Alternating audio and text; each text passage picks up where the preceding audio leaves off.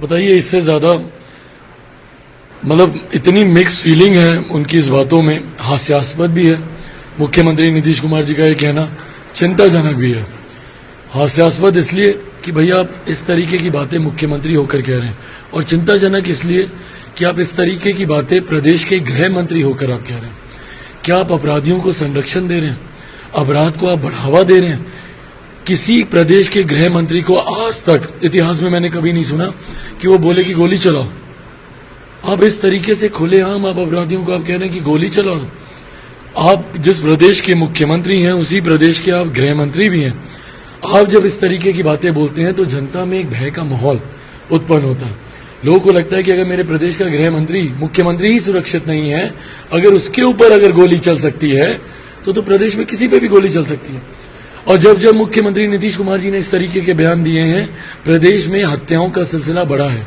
इससे पहले भी इन्होंने पिछले चुनाव से पहले बयान दिया था अनुसूचित जाति के लोगों को लेकर कि अगर किसी दलित परिवार में हत्या होगी तो हम रोजगार देंगे। दिया किसी को नहीं, पर उसके बाद आपने देखा हत्याएं कैसे बढ़ी प्रदेश में, और खासतौर पर अनुसूचित जाति की ही हत्याएं बढ़ी।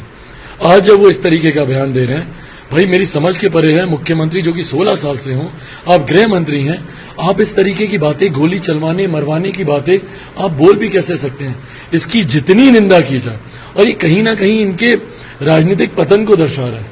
इन्होंने या तो समर्पण कर दिया अपराधियों और भ्रष्टाचारी लोगों के सामने, या इन्होंने उनको इतना ज्यादा संरक्षण दे दिया है कि वो इन्हीं पर ही हावी हो गया। लालू जी ने भक्तचंद दास को अपमानजनक टिप्पणी की है और यह भी कहा है कि हमारी सोनिया गांधी से बात हो गई है। इस पर भक्तचंद दास ने कहा कि लालू जी झूठ। देखिए, मुझे नहीं पता कौन सही बोल रहा है कौन झूठ बोल रहा है, बात हुई नहीं हुई, पर जो टिप्पणी की गई है मैं उसका समर्थन नहीं करता हूं। देखिए, भाषा की मर्यादा को हमेशा बनाए रखना, मैं हमेशा इस बात का पक्षधर रहा हूं कि राजनीति में आप नीतिगत विरोध कीजिए, पर व्यक्तिगत टिप्पणी और किसी के नाम की संज्ञा का इस्तेमाल कर उसको एक अमर्यादित शब्द में बदल कर बोलना, जो बोलने में, कहने में या समझने में जो शब्द उचित नहीं है, मुझे लगता है उसको नहीं बोला जाना चाहिए था। और ये कहीं ना कहीं आप व्यक्ति विशेष का भी अपमान कर रहे हैं, और वो जिस बिरादरी से आते हैं, कहीं ना कहीं देश में आज ये चर्चा उत्पन्न हुई है कि उस समाज का अपमान है। तो इस तरीके की बातों से परहेज रखना जरूरी है। नरेंद्र मोदी के हनुमान 2 उपचुनाव किस भूमिका में है? फिर से वही हनुमान की भूमिका है या जीत की भूमिका है? ये हमने बहुत पहले इस बात को हमने स्पष्ट कर दिया था कि कोई हनुमान कोई राम की अब बात नहीं है। जब मेरे अपनों ने ही धोखा दे दिया, जब परिवार में ही कोई विभीषण निकल जाए, तो आप किसी तीसरे पर आप क्या उंगली उठाएंगे? मैं बार बार इस बात को कहता हूं कि मैं आज इस हैसियत में ही नहीं हूं कि मैं किसी के ऊपर उंगली उठाकर बोलूं कि तुमने मेरा साथ क्यों नहीं दिया या आपने मेरे साथ ऐसा क्यों किया, जब मेरे अपनों ने ही मेरा साथ नहीं दिया। तो इसीलिए मुझे खुशी इस बात की है कि जो साथ जनता मेरा दे रही है। आज भी मैं 2 सभाएं कर आया हूं कुशेश्वर स्थान में।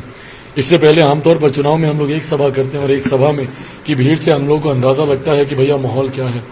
पर आज मैंने एक ही विधानसभा में 2 सभाएं की हैं कुशेश्वर स्थान में, और दोनों जगह की अगर आप भीड़ देखें, मैं अभी सोशल मीडिया पे अपलोड भी कर रहा हूं, अपलोड कर भी दिया होगा आप, अगर आप उसको अगर आप देखेंगे तो वो अपने में दर्शाता है कि भैया किस तरीके से एक अपार जन समर्थन लोक जनशक्ति पार्टी रामविलास को मिल रहा है।